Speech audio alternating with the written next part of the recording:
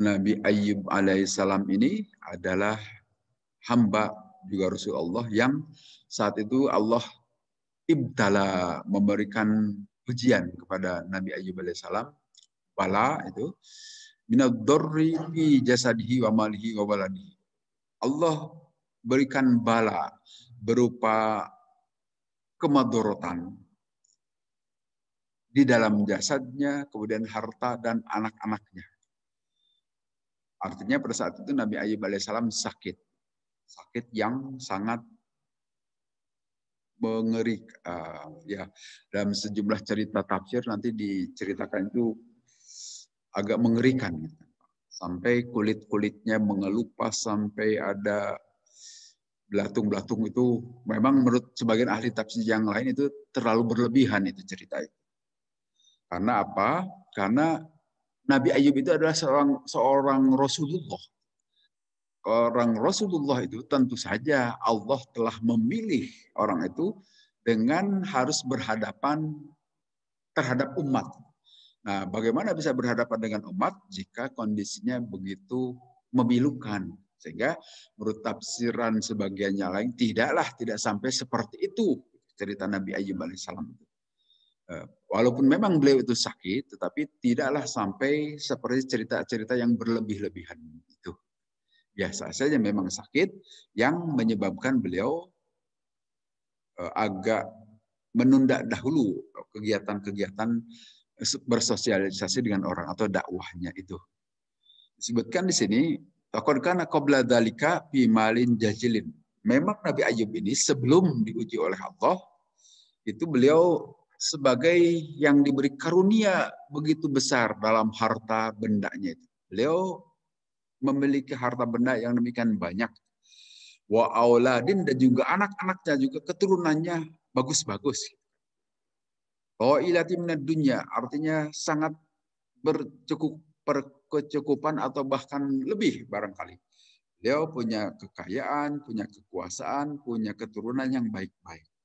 Tapi kemudian Allah beri ujian pada saat itu berupa kesakitan, kemudian anak-anak beliau juga pada meninggal pada saat itu. Sehingga beliau tinggal dengan istrinya saja. Tetapi istrinya juga bosan mungkin mengurus Nabi Ayyub yang kesakitan, sakit-sakitan terus. Sampai suatu waktu nanti istrinya juga bersikap tidak menyenangkan Nabi Ayyub. Sehingga diceritakan di dalam ayat berikutnya, Nabi Ayyub itu sampai mengancam kepada istrinya, kamu ini kok bagaimana tidak bisa melayani dengan baik, tidak bersikap baik, memang saya sakit, tetapi jangan begitu. Nanti kalau kamu tetap begini, saat saya sembuh akan saya pukul kamu. Nah, itu ada ungkapan seperti itu. Sehingga nanti di ayat berikutnya, Nabi Ayyub itu diingatkan oleh Allah, laksanakan tuh sumpahmu dahulu itu, mau memukul istrimu. Nah, di sini disebutkan Nabi Ayyub alaihissalam itu diuji oleh Allah. Disebutkan di sini menurut tafsir Ibnu Katsir ini selama 18 tahun sakitnya itu. Wah, ya kalau bagi kita barangkali sangat berat itu. Dikasih sakit selama 18 tahun terus-terusan begitu, dalam keadaan seluruh harta benda, kemudian keturunan anak-anaknya juga pada habis. Gitu. Diceritakan di sini, binus bin pi badani. Allah memberikan payah pi badani dalam badanku itu. Wa adzabin, dan juga bencana pi mali dalam hartaku, wa waladi, dan juga anak-anakku. Kan Nabi Ayyub berunjukkan gitu kan, berunjuk rasa barangkali kepada Allah dengan mengucapkan anni massaniya dzurru wa anta arhamur rahimin dalam surat Al-Anbiya. Atau di sini anni massaniya syaitanu bidusbi wa adzab. Ya Allah, sungguhnya telah menimpa kepadaku siksa atau kepayahan dan juga ujian dari syaitan. Nah, di sini ucapan Nabi Ayyub itu menyebutkan bahwa penyakit atau kemalangan, kepayahan dikaitkan dengan setan. Padahal di ayat yang lain Allah menyebutkan tidak semata-mata musibah yang menimpa kamu itu kecuali itu datang dari Allah. Allah juga yang menentukan datangnya musibah. Tetapi Nabi Ayub alaihissalam di sini menyebutkan, tidak menyebutkan datang darimu wahai Allah, tetapi menyatakan setan, dari setan. Ini menurut sebagian tafsir menyebutkan ini adalah etika. Demikian tingginya. Walaupun Nabi Ayub alaihissalam saat itu menderita begitu malang besar, malang sangat besar kemalangan beliau, tetapi tidak menisbatkan, tidak mengaitkan kemalangan itu kepada Allah, tetapi dikaitkan dengan setan. Ini artinya hanya sebagai etika saja, bahwa kemalangan bencana juga sesungguhnya itu datang dari Allah, memang ujian dari Allah. Hanya sebagai seorang Rasul barangkali, atau demikian tinggi akhlak beliau itu, mengaitkannya dengan setan. Nanti ada penafsiran yang lain. Memang Nabi Ayub alaihissalam itu pada saat beliau sedang sakit, anak-anaknya sudah pada meninggal, kemudian istrinya bersikap seperti itu, mulailah setan juga ikut mengganggu. Mengganggu kepada Nabi Ayub alaihissalam dan juga termasuk terhadap istrinya. Karena perilaku setan itu, Nabi Ayub mengaitkan musibah itu terhadap setan. Itu yang mengapa di sini ada kata-kata kata Nabi Ayub, anni massaniya syaitanu binusbi wa adab. Nah, setelah menyampaikan keluhan itu kepada Allah, di sini juga kan secara manusiawi Nabi Ayub itu seorang rasul, sebelumnya juga sudah seorang Rasulullah, ternyata doanya tidak langsung dikabulkan oleh Allah. Itu butuh waktu 18 tahun sehingga dikabulkan. Sehingga bagi kita juga, kok sudah berdoa tidak dikabul-kabulkan, boro-boro kita Nabi Ayub seorang nabi saja butuh waktu. Artinya di situ memang ada maksud lain Allah untuk menguji. Walaupun dalam ayat Al-Quran kan Allah mengatakan, ud'uni astajib lakum. Memohonlah kalian kepadaku, astajib, pasti aku akan kabulkan. Itu kepastian dari Allah. Tetapi pengabulan itu memang bisa saja secara kokter saat itu juga, tetapi juga bisa butuh waktu. Atau diganti dengan nanti yang lain di luar apa yang kita mohon kepada Allah. Nah, dalam hal ini, kalau dilihat dari penafsiran di sini, Nabi Ayub alaihissalam juga butuh waktu. Setelah berdoa panjang, kalau di ayat ini kan seolah-olah langsung dikabulkan. Sebetulnya tidak lama. Gitu kan. Nah, maka Allah menjawab doa Nabi Ayub itu, urkud, injakkanlah atau hentakanlah kakimu itu ke bumi. Gitu. Menghentakkan, injak. Gitu. Ini nanti suka digunakan oleh para pendekar ini. Injak bumi. Supaya nanti keluar kekuatannya. Ikut Nabi Ayub kelihatannya.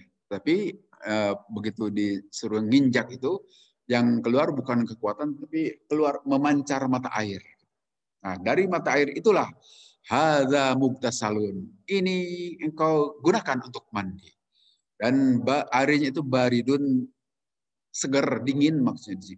Dingin yang tidak dingin menyakitkan. Kan dingin juga bisa sangat dingin yang tidak mampu badan kita itu untuk merasakannya berlebihan. Wasyarab dan juga kaum minum sekalian. Ini juga barangkali yang suka digunakan oleh para ajengan tuh kalau di kampung. Kita minta berobat suka bawa air itu. Doakan, minum dan pakai mandi. Kelihatannya ikut contoh Nabi Ayub ini. Tapi airnya bukan dari air mata air, itu airnya beli dulu ke warung.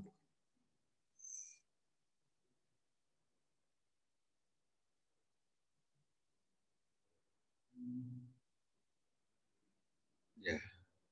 Nah, ini kalau secara hakikat apa itu maksudnya Allah dengan cara begitu? Wallahu a'lam. Itu hanya Allah yang tahu. Hanya di sini kalau kita bisa lihat bahwa itu memang Allah itu maha kuasa untuk tanpa melalui proses itu juga bisa saja Nabi Ayub langsung sembuh kan. Oh Allah itu kun fayakun. Tetapi di sini yang bisa kita tangkap dari makna itu adalah tetap walaupun engkau seorang nabi, lewatilah proses, lewatilah sebab yang nanti akan memberikan akibat, yaitu lewatilah proses untuk kesembuhan itu melalui prosedur-prosedur yang harus tempuh. Salah satu prosedur itu yaitu hentakkan kaki, nanti melalui penghentakan itu akan memancar air. Nah, setelah air memancar itu gunakanlah untuk mandi dan juga diminum. Makna yang bisa kita tangkap di sini, maksudnya apa? Secara hakiki sekali lagi itu adalah hanya Allah saja yang tahu. Tapi yang bisa kita maknai di sini itu untuk terjadinya hukum kausalitas saja, hukum sebab akibat. Karena sebagai pelajaran bagi kita bahwa segala sesuatu untuk kita capai gapai itu ikutilah proses atau prosedur yang wajar. Nah, ini juga pelajaran bagi kita begitu. Walaupun Nabi Ayub seorang nabi tidak langsung begitu diusap atau langsung begitu berdoa langsung sembuh, tidak gitu. Tetapi ada prosedur-prosedur yang harus diikuti. Sekali lagi Allah mengajarkan di sini apa yang harus kita capai atau apa yang harus kita peroleh, ikutilah ketentuan yang berlaku di alam manusia, di alam kita sekarang ini. Itu hukum kausalitas secara umum. Saya kira gitu. Kemudian, ya.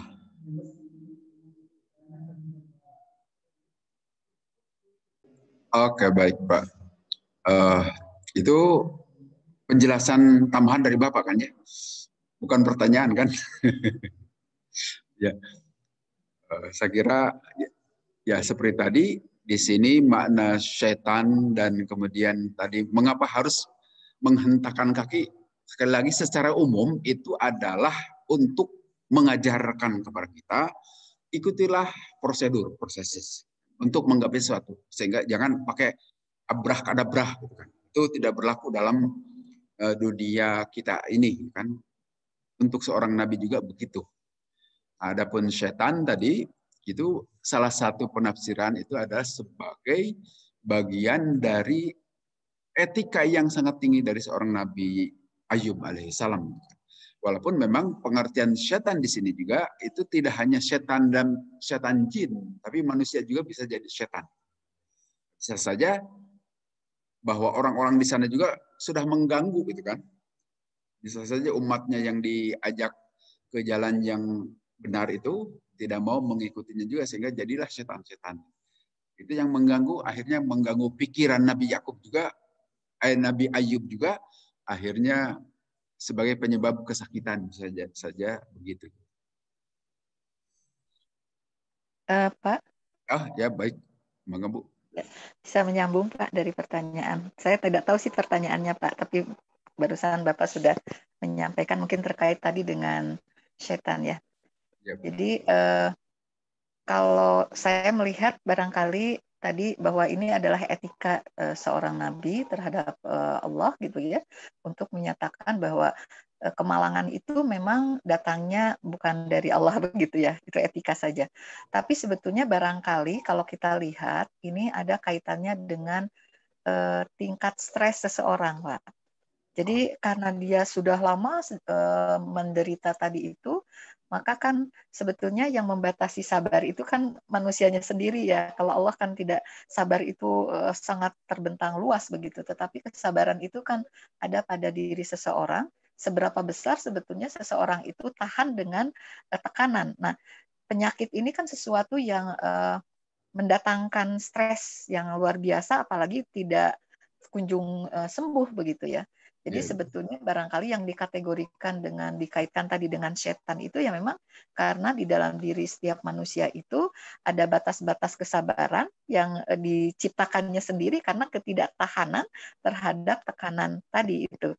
Jadi kalau saya melihatnya barangkali kenapa ucapan setan itu ya memang betul etika tadi itu karena diakibatkan dari ketidakkuatan beliau ya Nabi Ayub tadi itu terhadap penderitaan yang penyakit yang selama ini luar biasa begitu. Dan ini ya mungkin itu manusiawi jadi seperti itu gitu Pak. Nah, apakah seperti itu bagaimana kira-kira Pak? Ya, saya kira ya seperti apa yang Ibu sampaikan Itu sejalan dengan apa yang tadi saya sampaikan, bahwa bisa jadi itu memang adalah sikap etika Nabi Ayub.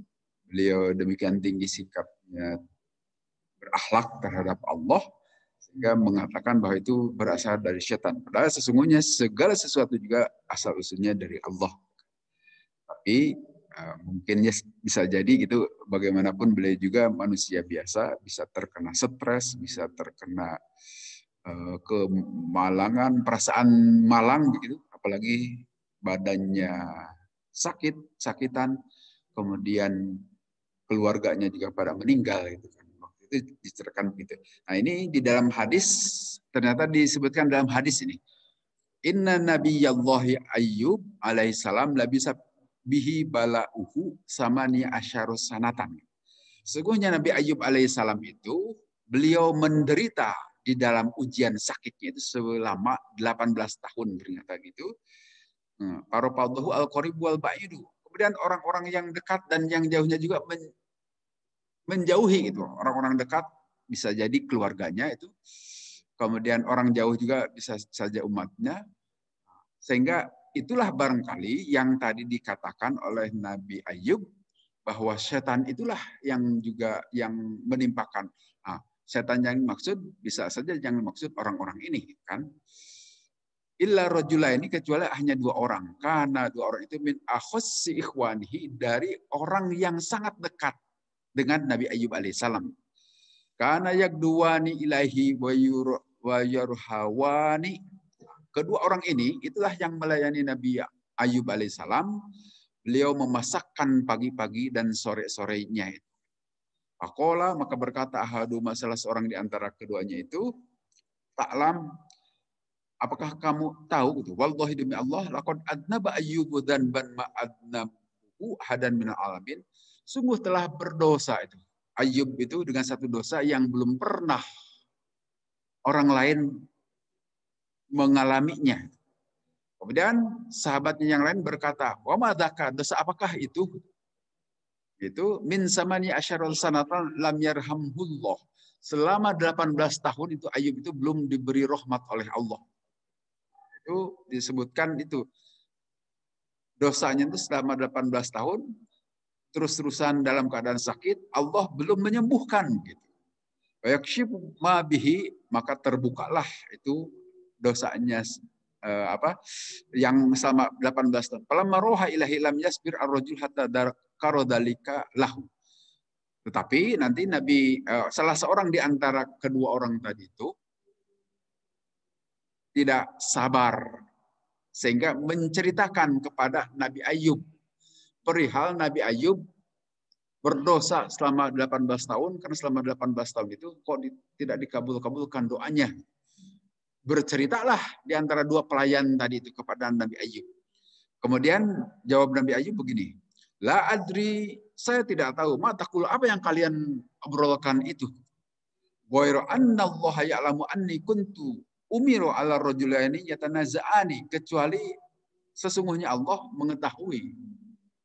Sesungguhnya aku ini diperintah terhadap dua orang ini yang ngobrol tadi gitu kan. Wa yadhkurun nillaha, maka keduanya itu menyebut Allah, nama Allah. Fa'arjiu ila baiti fa'akfuru anhuma karohiyatan ayadhkuru Allah illa bihaqqin.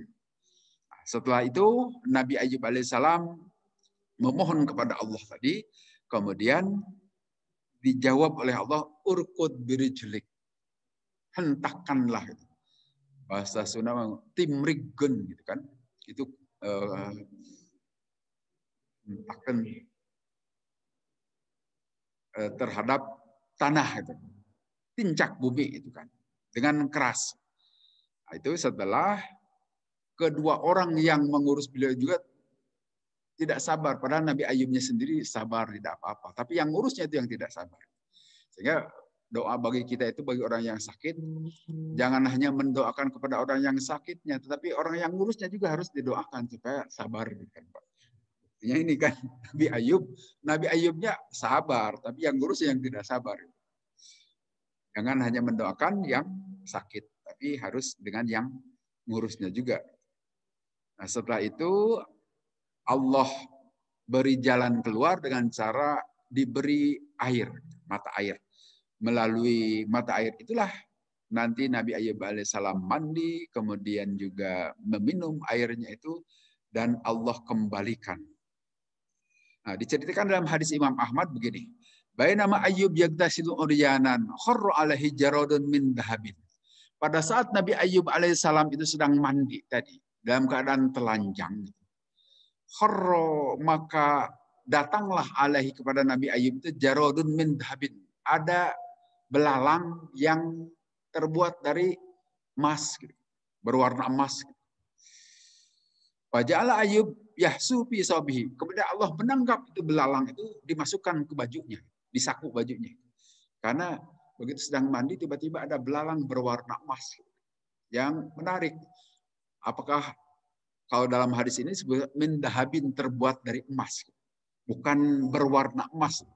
Hanya saya terjemahkan berwarna emas saja ya, supaya kita jadi bertanya-tanya gimana belalang dari emas. Itu jangan pakai pikiran. Itu Allah Maha Kuasa. Nah, sehingga di sini Nabi Ayub alaihissalam juga terganggu pikirannya dengan cara ditangkap itu belalang itu, dan setelah ditangkap bukan dikemanakan, dimasukkan ke sakunya di sini, saku bajunya. Dan jangan bayangkan juga saku baju Nabi Ayub seperti apa. Beda tentu bajunya dengan baju kita lah ya. Jangan dibayangkan yang kecil-kecilnya begitu. Karena dahulu maka saat itu Allah memanggil Nabi Ayub. Ya Ayub, wahai Ayub, alam akun agnaituka amma taro. Bukankah aku ini telah memberikan kekayaan kepadamu, kok masih kesengsem, masih penasaran dengan belalang emas itu? Jangan kemaruk, mungkin kira-kira gitulah teguran dari Allah. Qala, jawaban Nabi Ayub, bala ya Rabbi, tentu saja ya Allah. Walakin la aghni bi an barakatika. Tentu saja saya tidak akan merasa cukup dari keberkahan yang engkau berikan. Jadi walaupun Nabi Ayub alaihissalam nanti setelah sembuh atau sebelum sembuh juga beliau diberi kekayaan yang banyak, tetapi pada saat sakit itu kekayaannya itu pada hilang-hilang, mungkin dicuri atau kemana tidak terurus. Tapi nanti setelah sembuh itu semua kekayaannya dikembalikan lagi, termasuk anak-anaknya juga, istrinya juga dikembalikan oleh Allah. Walaupun makna dikembalikan ini ada dua tafsiran. Nanti kalau menurut tafsir Jalalain itu anak-anak yang sudah meninggal itu dihidupkan lagi. Dari kuburnya bangkit. Tetapi kalau menurut penafsir yang lain bukan begitu. Tetapi Allah kemudian nanti memberikan anak-anak baru, lahir lagi dari istrinya itu. Anak-anak baru yang menghiasi kehidupan Nabi Ayub alaihissalam. Nah, di sini pada saat itu Nabi Ayub juga menjawab, ya Allah, mana mungkin saya akan merasa berkecukupan dari keberkahan-Mu. Jadi walaupun itu seekor belalang, tapi belalangnya sangat menarik, berwarna emas atau terbuat dari emas kalau menurut hadis ini, maka saya tidak akan lewatkan itu, akan saya ambil juga itu kan. Karena ini tentu saja keberkahan dari-Mu. Padahal bisa jadi itu Allah hanya menguji saja. Artinya seorang Rasul saja masih kesengsem dengan yang begitu, apalagi kalau kita. Kalau tiba-tiba ada di belakang rumah kita itu gali-gali tanah, tiba-tiba ada bokor emas, oh kita ambil pasti itu kan Pak ya. Itu wajar-wajar saja itu. Kalau kita manusia yang bukan Nabi, bukan Rasul, masih kesengsem dengan harta. Nah, kemudian di ayat berikutnya, wahabna lahu ahlahu. Kami berikan lagi kepada Ayub itu keluarganya. Wa mislahum, dan seumpama mereka. Nah, ini penafsiran para ulama tadi, para mufassir, ada yang mengatakan wa mislahum itu anak-anak yang sudah meninggal tadi itu dibangkitkan lagi dari kuburnya, hidup lagi. Tetapi penafsiran yang lain tidak begitu. Tetapi bangkit atau diberikan lagi anak-anak baru dari istrinya itu, kemudian lahir seperti anak-anak yang sebelumnya yang baik-baik, anak yang baik-baik. rahmatan minna sebagai kasih sayang dari kami, wa dzikra liulil albab dan sebagai pelajaran bagi mereka yang memiliki akal. Artinya Allah Maha Kuasa. Kalaupun tadi dibangkitkan lagi, itu untuk menunjukkan kekuasaan Allah. Maha Kuasa Allah menghidupkan orang yang sudah mati, itu kan. Demikian juga kalau tidak begitu artinya semua kekayaan ataupun harta benda Nabi Yakub kembali lagi, tentu saja tidak ujug-ujug dari orang-orang yang mencuri atau yang mengembalikan, bukan begitu. Tetapi Nabi Yakub berusaha lagi dan dengan mudah kembali lagi kekayaannya itu melalui usaha yang dikerjakan oleh Nabi Ayub alaihissalam. Suka tertukar-tukar Nabi Ayub dan Yakub, mirip soalnya penyebutannya. Kemudian wahud biyadika digsam fadribhi wala tahnas. Nah, ini Allah mengingatkan, waktu engkau sakit, hai Ayub, engkau telah bersumpah akan memukul istrimu 100 kali. Nah, sekarang ternyata engkau tidak tega kan, memukul istrinya sampai harus 100 kali. Memang waktu sakit menyebelkan gitu kan. Tidak mau bikinin air atau tidak menyediakan makanan barangkali. Sampai Nabi Ayub juga agak marah. Diancam, nanti saya pukul 100 kali. Nah, setelah sembuh ternyata aduh tidak tega mukul istrinya. Sekarang kok udah baik lagi. Malahan sudah menghasilkan anak-anak baru lagi. Nah, tapi kata Allah, jangan pernah itu sumpah itu dilanggar. Harus dilakukan. Nah, tetapi caranya dipermudah oleh Allah. Yang penting tidak boleh dilanggar, karena dalam syariat Nabi Ayub alaihissalam itu belum ada kifarat sumpah. Kalau dalam syariat Nabi Muhammad sekarang ini kan ada kifarat sumpah. Kalau kita bersumpah itu wajib dilaksanakan sumpah itu. Tapi kalau kita tidak mampu melaksanakan, boleh diganti dengan kifarat. Nah, dalam syariat Nabi Ayub alaihissalam belum ada kifaratan pengganti sumpah. Harus tetap dilakukan. Walaupun Nabi Ayub itu tidak ingin melaksanakan, tetapi Allah peringatkan, tetap lakukan. Hanya caranya dipermudah. Tadinya mau memukul 100 pukulan kepada istrinya, sekarang itu yang 100 lidi itu, misalnya, kalau itu lidi gitu, yang 100 itu kumpulkan dalam satu ikatan, digusan istilahnya di sini. Kumpulkan 100 lidi itu, pukulkan sekali saja, itu sama dengan 100 kali. Itu Allah mengajari seperti itu. Wahabna di sini wahud biyadika digsan fadribhi wala tahnas. Wala tahnas, jangan melanggar sumpah. Sumpah itu sakral. Tidak boleh kita ucapkan sembarangan, harus atau hanya dalam momen-momen sangat penting. Kalau melanggar sumpah harus kifaratnya ada. Dengan cara memberi makan kepada 10 anak yatim atau puasa 3 hari. Itu harus di kita itu terlalu banyak yang sumpah-sumpah itu kan. Maka sebetulnya banyak yang harus dikifarati oleh mereka. Kemudian di ayat berikutnya Allah menyatakan innahu wajadnahu sabiru. Kami mendapati Nabi Ayub itu adalah seorang yang sabar. Nah, kalau tadi para pelayannya itu justru tidak sabar sampai membukakan obrolan mereka bahwa Nabi Ayub itu kok tidak dikabulkan doa-doanya selama 18 tahun. Padahal Nabi Ayub itu menikmati mungkin dalam keadaan seperti itu. Disebutkan di sini sobiro, sabar. Hanya karena digos saja oleh pelayannya, akhirnya memohon kepada Allah. Nikmal abdu, sangat baik itu hamba itu. Yaitu Nabi Ayub. Innahu awwab, sungguhnya Nabi Ayub itu adalah banyak kembali. Nah, nanti dalam surat At-Talaq ada ayat wa may yattaqillaha yaj'al lahu makhraja wa yarzuqhu min haitsu la yahtasib. Siapa orang yang bertakwa kepada Allah, Allah pasti akan membuatkan bagi dia itu makhraja, jalan keluar, dan akan memberikan rezeki kepada dia itu dari tempat yang tidak diduga-duga, yang tidak disangka-sangka.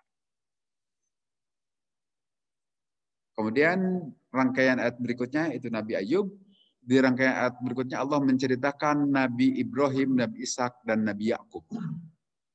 Ini satu keturunan Nabi Ibrahim itu sebagai pangkalnya, kemudian Nabi Ishak putra dari Nabi Ibrahim, dan Nabi Yakub putra dari Nabi Ishak.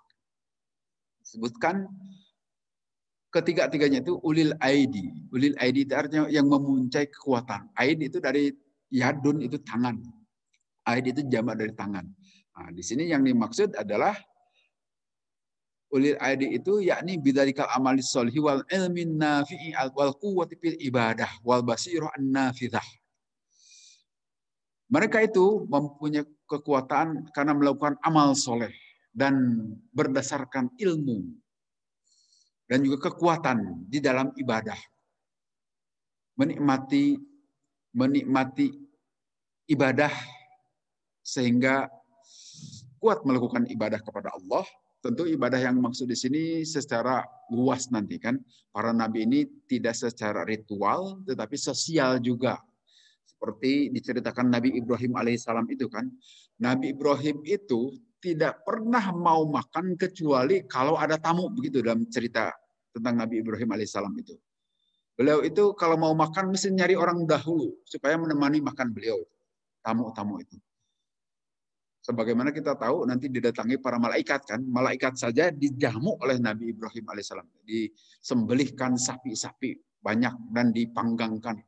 Tetapi kok tidak mau makan, setelah ditanya ternyata itu malaikat yang mau mendatangi Nabi Lut. Nah, itu kebiasaan itu ternyata sesuatu yang menjadi habitual gitu. Kebiasaan harian Nabi Ibrahim alaihissalam. Baru beliau itu makan jika ada tamu atau mengundang orang lain. Yang kalau kita justru nunggu tamu pulang dulu baru makan kalau kita ya di rumah. Karena nasinya sedikit hanya pas-pasan untuk kita saja gitu. Nabi Ibrahim itu sebaliknya. Dan beliau juga sering menyembelih hewan-hewan peliharaannya itu. Karena beliau kaya raya juga waktu itu. Sampai-sampai ini terucap katanya ini. Menurut riwayat ini. Nabi Ibrahim sering menyembelih kurban sampai terucap kata-kata, jangankan binatang ternak yang saya pelihara ini untuk dikurbankan. Kalaupun anak saja disuruh dikurbankan akan saya kurbankan. Nah kata-kata itulah yang nanti ditagih oleh Allah. Kan? Saat beliau punya anak Nabi Ismail, ditagih, buktikan itu kata-katamu itu, bahwa kau akan mengorbankan seorang anak pun, gitu kan? Kalau itu perintah dari Allah, karena beliau biasa berkurban menyembelih binatang-binatang, sekali nyembelih juga ribuan, gitu. Ceritakan dalam kisah tentang Nabi Ibrahim alaihissalam. Nah, artinya di sini disebutkan ulil aidi wal absor, memang pengertian kuat dalam ibadah tidak saja secara ritual, tetapi sosial juga. Ya bukti Nabi Ibrahim tadi kan, makanan itu tidak dimakan sendiri, tetapi mesti dibagi-bagikan. Itu wal absor, dan juga Nabi Ibrahim alaihissalam itu adalah, atau para nabi selain nanti Nabi Ishak, Nabi Yakub, al absor itu basiroh. Basiroh itu punya penglihatan. Penglihatan yang maksud di sini itu pengetahuan yang kuat. Hubungan dengan Allah yang baik juga.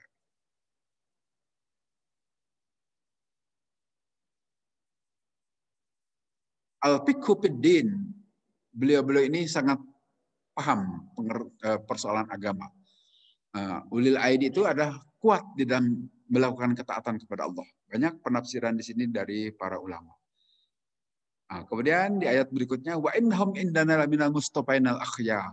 Mereka itu turunan Nabi Ibrahim, Nabi Ishak, Nabi Yakub, kemudian nanti Nabi Yusuf, putranya dari Nabi Yusuf nanti melahirkan Bani Israel yang di Mesir itu kan. Nabi Yakub sebetulnya salah satunya Nabi Yusuf, kemudian beranak pinak menjadi banyak saja itu di Mesir. Nah, nanti melahirkan Nabi Musa, Nabi Harun di situ, kemudian nabi-nabi berikutnya dari keturunan Nabi Ibrahim alaihissalam menjadi nabi-nabi Bani Israel sampai terakhir nanti Nabi Isa alaihissalam. Nabi dari Bani Israel itu disebutkan oleh Allah lamustopainal akhyar, termasuk orang-orang yang pilihan. Kita tahu Nabi Ibrahim itu Bani Israel, menurunkan keturunan Bani Israel dan termasuk yang dipilih Bani Israel itu, sehingga secara fisik mereka itu baik-baik dan secara kecerdasan otak juga bagus-bagus. Orang Bani Israel Yahudi itu. Sampai sekarang malahan kan. Yang pintar-pintar yang memiliki Facebook itu, yang kita punya akun di dalamnya itu orang Yahudi loh, Pak. Kemudian yang lain-lainnya juga itu usaha-usaha Amazon.com, kemudian pokoknya perusahaan-perusahaan yang maju-maju itu, yang memiliki CNN dan macam-macam itu orang-orang Yahudi. Orang-orang pintar mereka itu. Memang dikatakan oleh Allah itu al-akhyar, dipilih. Tapi sebaliknya mereka tidak bersyukur kepada Allah. Kemudian ayat berikutnya wadhkur Ismail wal Yasa'a wa dzal kifli. Dan sebut juga olehmu wahai Nabi Muhammad itu tentang Nabi Ismail, Nabi Ilyasa dan Dzulkifli. Nah, di sini kita tahu Nabi Ismail itu adalah masih anak Nabi Ibrahim alaihissalam. Tetapi penyebutannya di ayat ini dipisahkan kan. Kalau Nabi Ishak tadi kan digabungkan. Ibrahim, Ishak, dan Yakub. Nah, itu memang satu garis keturunan. Padahal Nabi Ismail juga itu adalah anak Nabi Ibrahim. Tetapi memang nanti beda jalur lah gitu. Kalau Nabi Ishak itu nanti melahirkan Bani Israel, kalau Nabi Ismail itu melahirkan bangsa Arab. Yang tinggal di Arab sampai nanti terakhir itu nyambung kepada Nabi Muhammad SAW. Kalau Nabi Ismail ke Nabi Muhammad kan jauh jaraknya itu. Tidak ada nabi-nabi juga di situ. Tetapi nanti ditutup oleh Nabi Muhammad itu meliputi atau melebihi nabi-nabi yang dari Bani Israel. Karena Nabi Muhammad diangkat oleh Allah sebagai nabi bagi seluruh umat manusia. Sedangkan nabi-nabi yang diangkat Allah dari kelompok Bani Israel itu nabinya lokal. Hanya untuk kaum Bani Israel saja. Sampai Nabi Isa alaihissalam juga disebutkan oleh Al-Quran wa rasulan ila Bani Israel, sebagai rasul kepada Bani Israel itu Nabi Isa itu, bukan berlaku untuk seluruh umat manusia. Tapi Nabi Muhammad mah wa ma arsalnaka illa kafatan linnas, tidaklah kami mengutus wahai Muhammad kecuali kafatan, keseluruhan umat manusia. Itu ada kelebihan di sini. Nah, kemudian Nabi Ilyasa wa dzal kifli, ini juga adalah nabi-nabi sebetulnya dari Bani Israel juga, Nabi Ilyasa wa dzal kifli. Tetapi memang terpisah jauh dari Nabi Ibrahim dan Nabi Ishak ataupun Nabi Yakub. Semuanya juga nabi-nabi itu termasuk mereka minal akhyar, itu orang-orang terpilih. Hadza dzikrun, ini adalah satu penyebutan yang baik. Allah beri kelebihan kepada mereka. Atau ada tafsir yang lain, zikrun itu adalah Al-Quran. Setelah bercerita tentang Nabi, kemudian Allah nanti menceritakan mengenai orang-orang yang bertakwa di sini. Nah, di sini disebutkan bagi orang-orang yang bertakwa lahusna ma'ab, ada tempat kembali yang baik, pasti. Di situ ada lam taukid, lahusna. Kalau dalam terjemah di pesantren itu lam taukid itu bisa diterjemahkan dengan demi Allah. Demi Allah akan ada tempat kembali yang baik. Karena apa? Lam itu menyatakan kepastian. Yang kalau dalam bahasa kita itu seperti kata-kata sesungguhnya. Sesungguhnya. Nah, itu kan kata-kata sesungguhnya itu menguatkan pembicaraan. Nah, dalam bahasa Al-Quran itu disebut lam taukid. Paham enggak?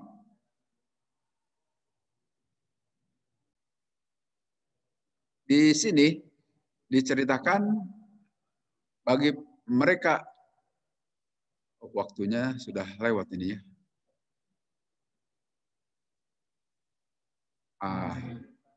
Oh ya. Di dalam ayat gabungan ayat ini Allah menjelaskan perihal balasan bagi orang-orang yang bertakwa. Allah beri kemudahan tentu seperti yang sering kita bahas di dalam sejumlah ayat sebelumnya, dan sebagaimana kebiasaan Al-Quran, kalau sudah menjelaskan mengenai orang-orang bertakwa dengan balasan mereka, Allah juga mengimbanginya dengan menceritakan perihal perilaku orang-orang yang durhaka kepada Allah yang akan dibalas dengan neraka. Seperti itu. Tentu saja ini dengan sejumlah kriteria Di dalam neraka, kalau di dalam surga diceritakan juga terjadi obrolan-obrolan di antara penghuni surga, tetapi dengan obrolan-obrolan yang menyenangkan dan obrolan-obrolan yang menarik, penuh dengan tasbih kepada Allah. Tapi kalau di neraka saling hujat-menghujat antara pengikut dan yang mengikutinya itu. Satu terhadap yang lain saling melaknat akibat kelakuan mereka dahulu di dunia, saling mengajak kepada keburukan, kemudian baru disesali setelah masuk ke dalam neraka.